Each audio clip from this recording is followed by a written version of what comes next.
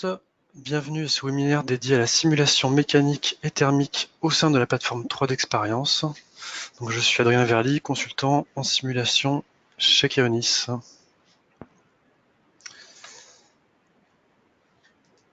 Alors, en introduction, je vous rappelle que nous faisons des webinaires 2 fois par mois, donc généralement les mardis de 11h30 à midi, qui présentent des solutions de simulation, de design ou de système engineering.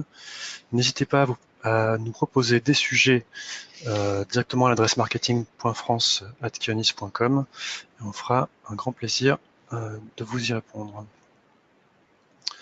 Également un petit rappel, nous avons un site dédié à la simulation, donc keonis.com/simulation, sur lequel vous retrouvez différents articles sur les logiciels que nous distribuons, ainsi que tout simplement une petite base de connaissances avec, par exemple, là on voit les nouveautés Abacus que j'ai récemment rajouté, des tutoriaux, et également vous retrouvez le replay de l'ensemble des webinaires que nous réalisons. Donc le sujet d'aujourd'hui, c'est la plateforme 3D Expérience pour la simulation mécanique et thermique. Donc je vais vous montrer un petit peu ce que c'est la plateforme, et ensuite un aperçu des rôles principaux dédiés à la mécanique et thermique. Je vous montrerai ensuite quelques points intéressants de la plateforme sur ce sujet-là. Ensuite, j'ai quelques petites vidéos sur la mise en données d'un calcul. Je finirai par une petite aperçu de rôle complémentaire dédié à la simulation, et pour finir, une conclusion. Alors, qu'est-ce que c'est que la plateforme? La plateforme, c'est une plateforme d'expérience professionnelle qui va intégrer les différentes solutions d'un système, que ce soit des solutions de conception, comme CATIA par exemple, d'analyse, comme Simulia, ou de simulation et d'intelligence. Tout ça grâce à un compas.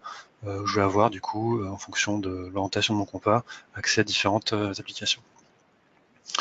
La plateforme, elle permet une meilleure collaboration entre les équipes. C'est une source de données unique et elle est disponible donc soit sur site, soit sur le cloud, directement hébergé par Data System ou par des hébergeurs privés. La plateforme va vous permettre de trouver des solutions logicielles pour chaque métier de l'entreprise, que ce soit du marketing jusqu'à la simulation par exemple derrière. Comment ça fonctionne? Vous allez concrètement acheter des rôles qui vont vous permettre d'accéder à des applications. C'est-à-dire que vous vous retrouvez avec justement cette définition des rôles qui vous donne accès à des applications, vraiment comme si on était sur un smartphone par exemple. Et ces applications vous donnent accès à des outils traditionnels, on va dire, de mise en données, par exemple pour la simulation. Un petit rappel pour ceux qui ne connaissent pas, il y a deux interfaces à la plateforme. Il y a un client léger, qui est directement une interface dans un navigateur web, et également un client riche qu'on va installer en local. Par rapport à la simulation, donc, qui est vraiment le sujet de notre webinaire, vous aviez l'habitude d'utiliser des logiciels traditionnels comme Abacus, comme FeeSafe, iSight, Tosca, etc., etc. Vous aviez également des logiciels de conception, CATIA, SolidWorks, etc., etc. Et tout ça, c'était un petit peu déconnecté. C'est-à-dire que vous deviez transférer les données de l'un vers l'autre de manière manuelle et sans vraiment lien, sans vraiment lien.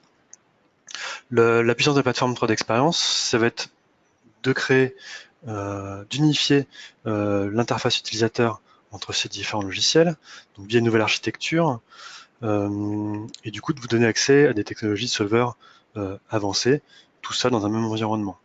Ce qui permet du coup de définir différents niveaux d'utilisation et donc d'utilisateurs, donc par exemple du designer jusqu'au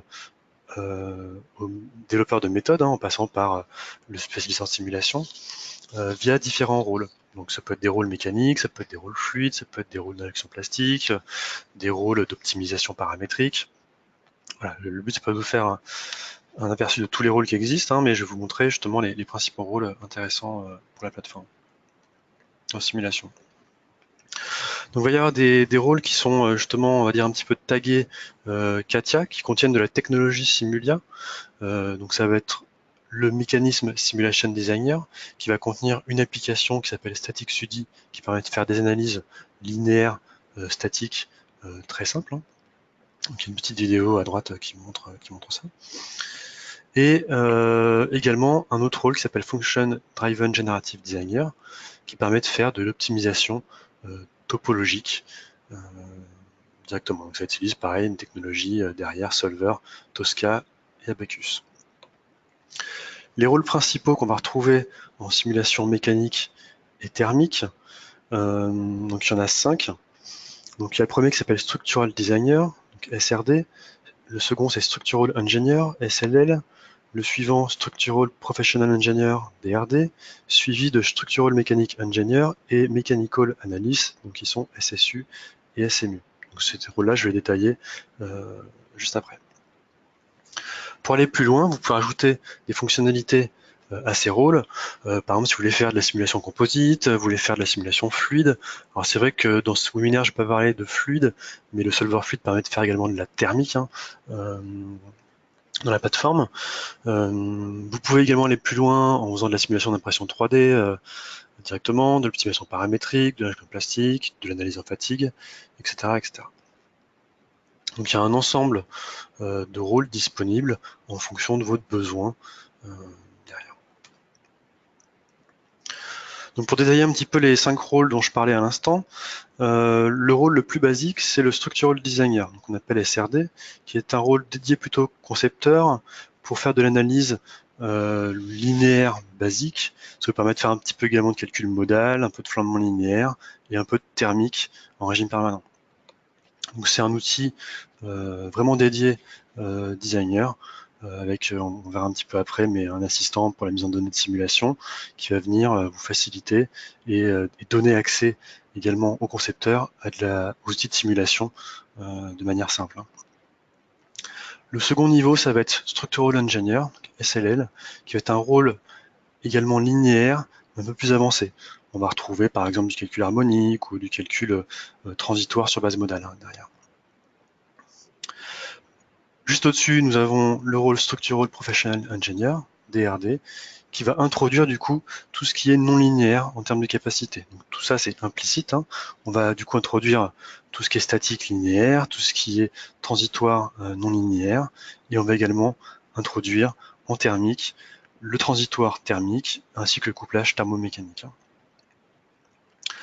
Pour finir, nous avons 2 rôles qui sont strictement équivalents en termes de capacité, donc Structural Mechanics Engineer et Mechanical Analyst, qui vont introduire en plus la capacité de faire du calcul explicite, ainsi que quelques types d'analyses linéaires dynamiques, hein, comme les fréquences complexes ou les vibrations aléatoires.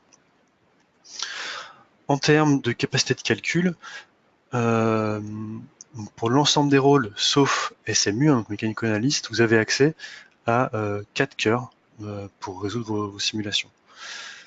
Le rôle Mechanical Analyst va fonctionner plutôt avec des jetons de type token, qui fonctionnent un peu comme, pour ceux qui connaissent, comme les jetons Abaqus, hein, directement. Voilà, c'est une introduction vraiment à ces 4 rôles, à ces 5 rôles. Maintenant, je vais passer directement à un petit peu des highlights, hein, une mise en valeur un peu de certains points de la plateforme. La première chose, c'est l'assistant de simulation. Donc l'assistant de simulation, il va être disponible dans quasiment tous les rôles qu'on vient de voir, hein. Il va vous permettre du coup, via un assistant, de faciliter la mise en données. Donc vous avez du coup une liste de tâches disponible pour l'utilisateur, avec tout simplement des actions courantes à réaliser, et ces actions, vous les retrouvez juste en dessous dans l'assistant. Pour ceux qui ont plus l'habitude, vous pouvez ensuite utiliser la barre de commande qui est en bas pour définir vos conditions limites, vos chargements, etc., etc. Vous pouvez, pour aller plus loin, customiser cet assistant pour le dédier à certains types de simulations sur vos produits spécifiques. Le deuxième point que je voulais vous montrer, qui est plutôt pour une utilisation un peu plus avancée, c'est la manière dont sont structurées les données dans la plateforme. Donc c'est via ce qu'on appelle un modèle MSR. Donc l'objet de simulation est structuré avec un modèle, un scénario et des résultats.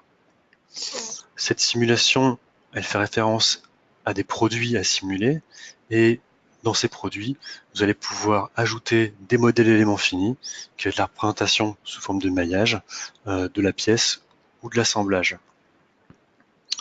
Le scénario, lui, va contenir directement les étapes et les conditions limites de la simulation.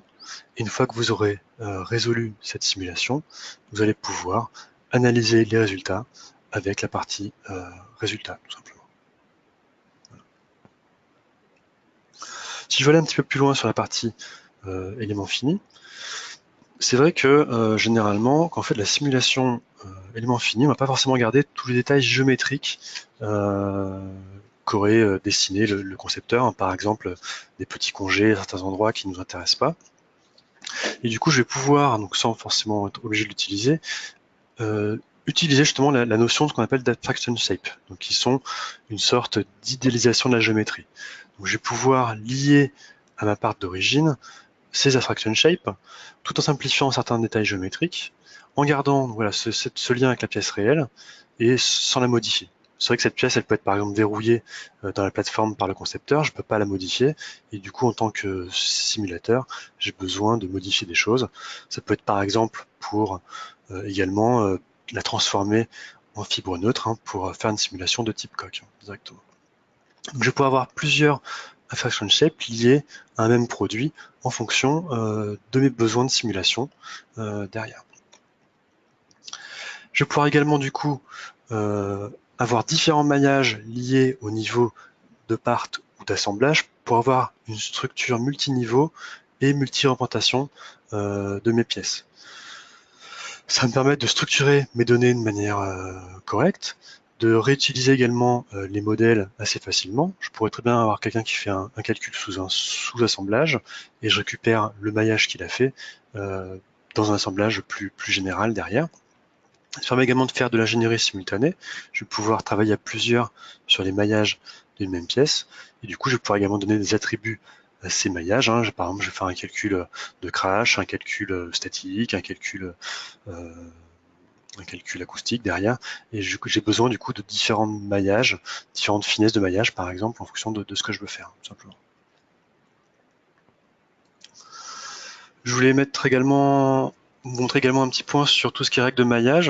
Alors le maillage, il peut se réaliser de manière manuelle, mais vous allez pouvoir également automatiser la création des maillages via des règles, qui vont être des règles, par exemple, sur le type d'éléments que vous voulez utiliser, sur la taille des éléments, sur la manière dont vous voulez raffiner les courbures, sur est-ce que le mailleur va venir automatiquement simplifier des petits détails géométriques, comme par exemple, on peut enlever les logos hein, qui ont été dessinés sur les pièces, ou des petits détails, des petits trous, ce genre de choses par exemple. Hein. Et j'ai également des options pour automatiquement créer des maillages structurés au niveau des congés. C'est ce qu'on voit, l'image qu'on voit en bas à gauche, en arrière. Ou également, par exemple, au niveau des trous, on aime bien avoir des maillages réglés au niveau des trous. Là, je vais pas avoir besoin de partitionner ma pièce, de la découper. Je vais pouvoir directement créer un maillage réglé de manière automatique sur mon modèle. Et également, j'ai des options pour mailler de manière structurée tout ce qui est bossage. Donc évidemment, la plateforme elle permet de faire des maillages surfaciques, quad, triangles, des maillages volumiques, tétraèdres, hexaèdres, etc. Je voulais également vous montrer un petit point sur ce qu'on appelle les engineering templates. Engineering template, c'est une sorte de modèle de mise en données. Ça vous permet de réutiliser rapidement des modèles que vous avez déjà créés en remplaçant tout simplement une partie du modèle ou l'ensemble du modèle, et du coup juste à faire ensuite on va dire un replay de la simulation avec les pièces modifiées. Et du coup ça vous permet également de déployer en interne des méthodologies et best practices sur vos simulations. Donc en bas on voit une image d'un calcul originel et on a remplacé ici par d'autres pièces. On a juste à rejouer la simulation et c'est fait de manière automatique. Pareil, ici dans la vidéo, on voit je veux remplacer un réservoir par un autre et assez rapidement, donc en faisant quelques opérations, j'arrive à remplacer ça et à rejouer ma simulation de manière assez efficace et instantanée derrière. Voilà, il y a vraiment un gain de temps à utiliser CEngineering Template pour accélérer les changements de géométrie et la mise en données derrière des nouveaux modèles. Un petit point également sur les matériaux.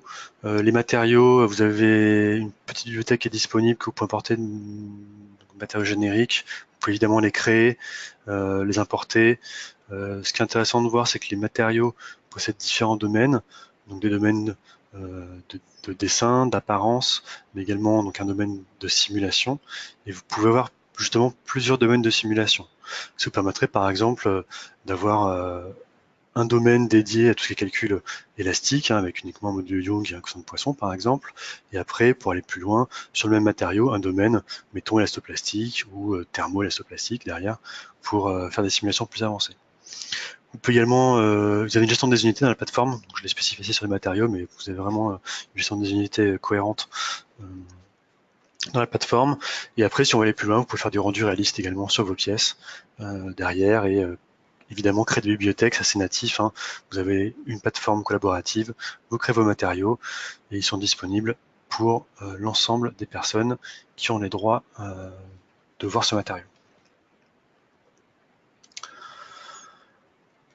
Un petit dernier point avant de passer à une petite vidéo de mise en données. Le type de licence, donc il y a différents types de licences. Je vous disais tout à l'heure, il y a des licences embarquées qui permettent de faire des calculs sur 4 cœurs, des tokens qui permettent, on va dire, d'augmenter les capacités de calcul. Et également, ce qui est intéressant de voir, c'est que vous pouvez acheter des crédits qui vont vous permettre de faire de la consommation, on va dire, c'est vraiment dédié plutôt à des pics locaux. Vous avez besoin ponctuellement d'une capacité de calcul supérieure. Vous allez pouvoir acheter ces crédits et les utiliser. C'est une consommation à l'heure derrière.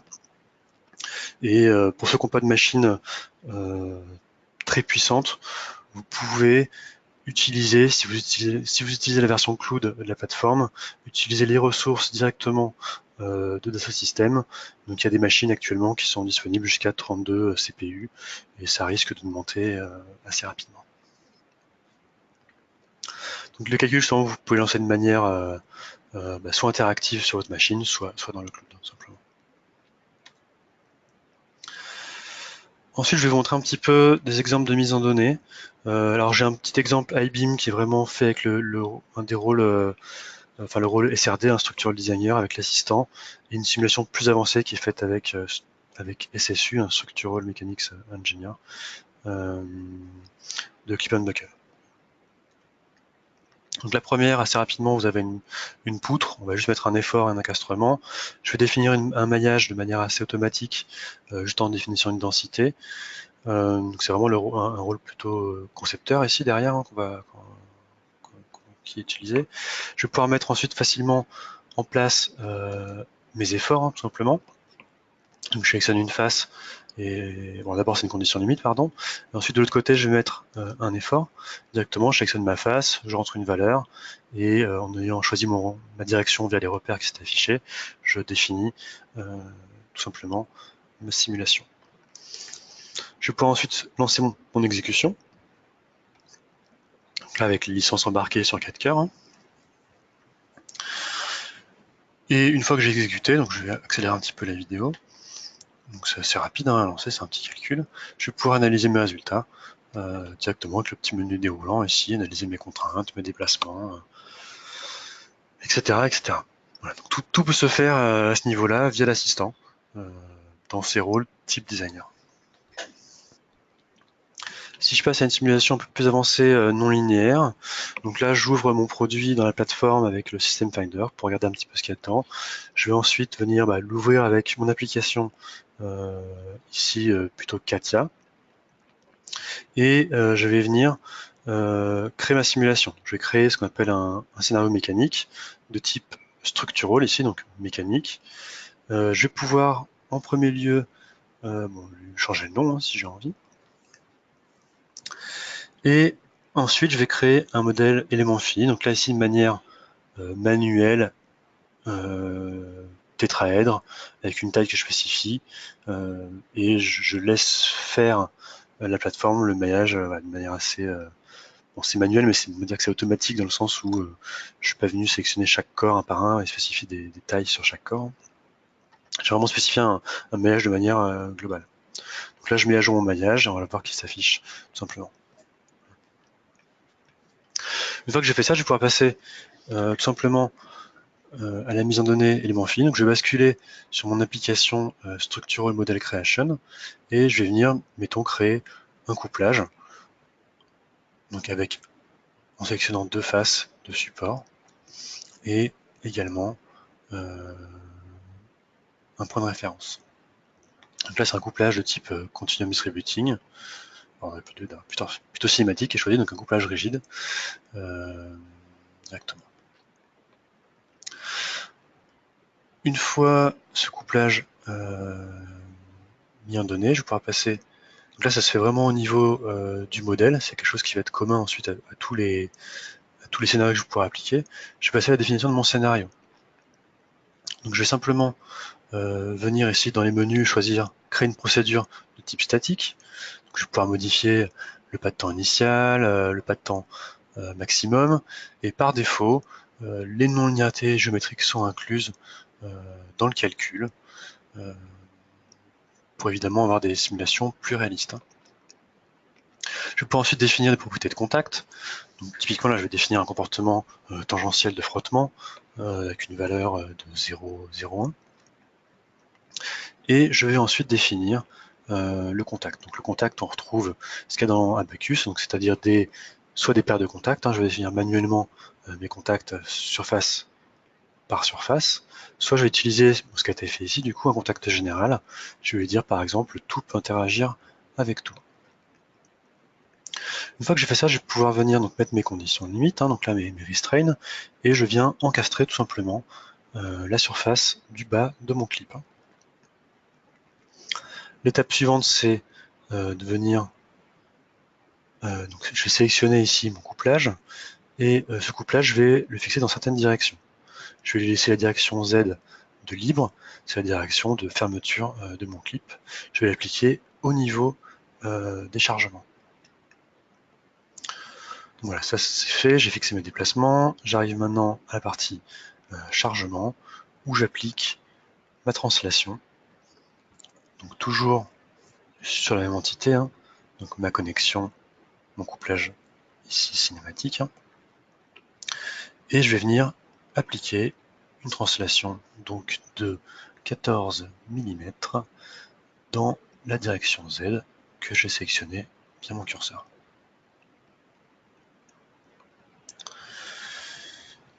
Une fois que cela est fait, on va pouvoir lancer la simulation. Je vais avancer un petit peu la vidéo pour gagner du temps. Donc là on sauve, on arrive ensuite à la résolution, et une fois que c'est fait, je peux donc post-traiter mes résultats, et je vois du coup mon insertion de clip qui se réalise sans problème.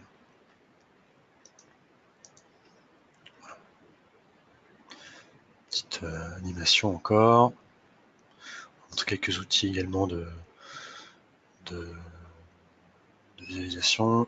Je vais faire évidemment des vidéos et du clipping par exemple. Je vais regarder ce qui se passe dans une zone donnée. Je sélectionne une sorte de boîte de visualisation qui me permet d'analyser ce qui se passe dans mon modèle. Voilà. C'est un petit exemple de mise en données et pour vous montrer un peu également l'interface de la plateforme derrière. Donc on retrouve bien ici l'arborescence MSR que je vous ai montré tout à l'heure. Ensuite, je vais parler de quelques rôles complémentaires. Alors, je vais pas vous détailler tout ce que j'ai mis dans mes slides parce qu'il y a pas mal de choses, mais vous introduire par exemple un premier rôle qui s'appelle Simulation Collaborateur, qui va vous permettre de faire du post-traitement directement dans l'interface web. Donc c'est pas un post-traitement complet, mais c'est un post-traitement, on va dire, assez léger, qui peut permettre de partager très rapidement des résultats via le web, et également des études de comparaison de résultats avec l'application qu'on appelle Performance Trade-off. Ensuite, pour ceux qui choisiraient le rôle avancé SMU ou SSU, il y a possibilité de rajouter directement aussi des rôles CATIA donc pour créer directement des géométries.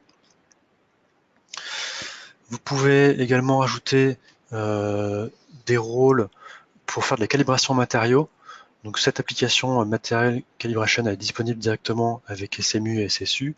Si vous voulez l'utiliser avec les autres rôles, il faut la prendre en add-on entre guillemets derrière. Vous avez également tout ce qui est rôle d'optimisation paramétrique avec le multiple Discipline Optimization Engineer qui permet d'automatiser, de capturer, partager des processus de simulation directement dans la plateforme.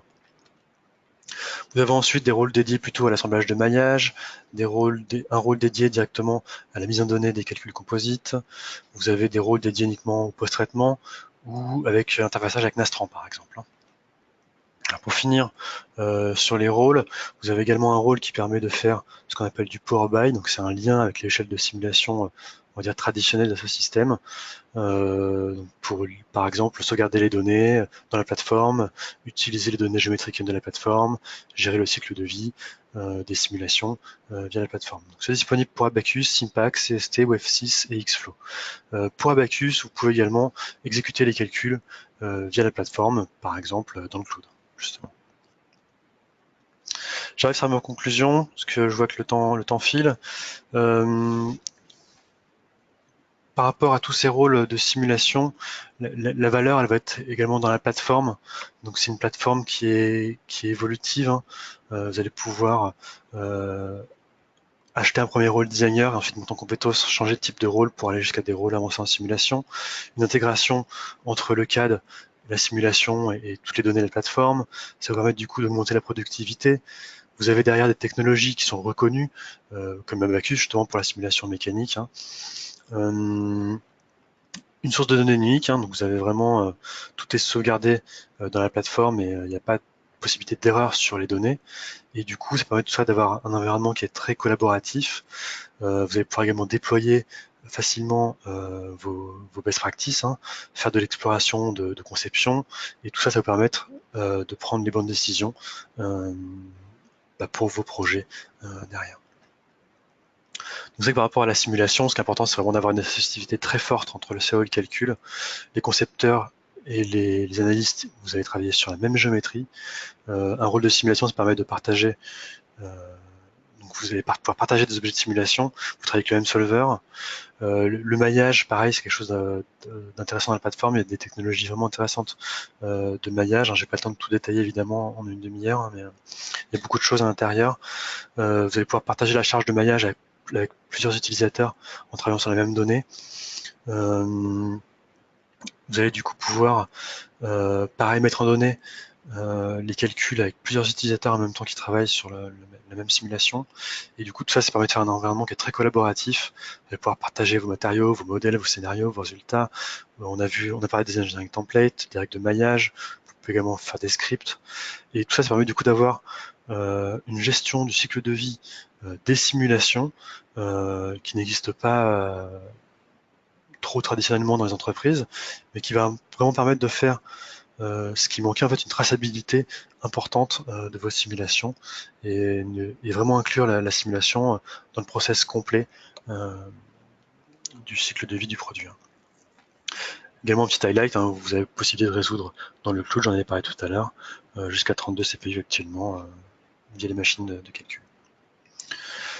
Pour finir, donc Ionis, nous on est là pour vous aider, vous conseiller et vous guider dans le choix des solutions plateforme ou autre, hein, et du coup pour vous accompagner dans l'utilisation de la plateforme et également vous supporter. Hein. Donc on est certifié dans ce système pour supporter les produits Simulia et autres. Donc n'hésitez pas à faire appel à nous. Pour les formations, par rapport au rôle qu'on a vu, en fonction du type de rôle que vous pourriez choisir, on a différentes formations qui vont de 1 à 4 jours en fonction du niveau d'utilisation souhaité des logiciels des rôles de simulation dans la plateforme. Ce que je vous propose maintenant, c'est si vous voulez poser vos questions, vous avez normalement un petit utilitaire pour ça dans GoToWebinar. Et pendant que vous tapez vos questions, je vous propose de vous présenter le prochain webinaire qui va avoir lieu dans 15 jours. Donc c'est le 14 janvier de 11h30 à midi. Enfin 14 janvier, c'est aujourd'hui, donc le 27 ou 28 janvier, qui va être un webinaire sur l'optimisation conceptuelle avec Tosca. Donc c'est vraiment une présentation de l'outil Tosca avec une description de ce que c'est que l'optimisation topologique, l'optimisation de type shape, bid, sizing, et également un aperçu de Tosca fluide. Donc j'attends vos questions. Je regarde s'il y en a qui arrivent.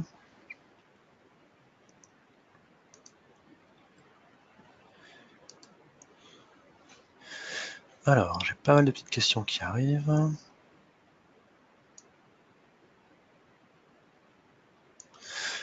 Alors, une première question. Si on veut tester plusieurs scénarios de chargement sur un même modèle pour une validation de cahier de charge, comment peut-on faire? Comment cela se passe-t-il si on a une évolution du design initial?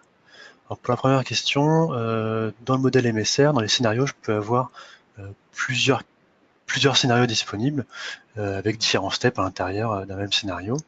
Pour la seconde, comment cela se passe-t-il s'il y a une évolution du design initial?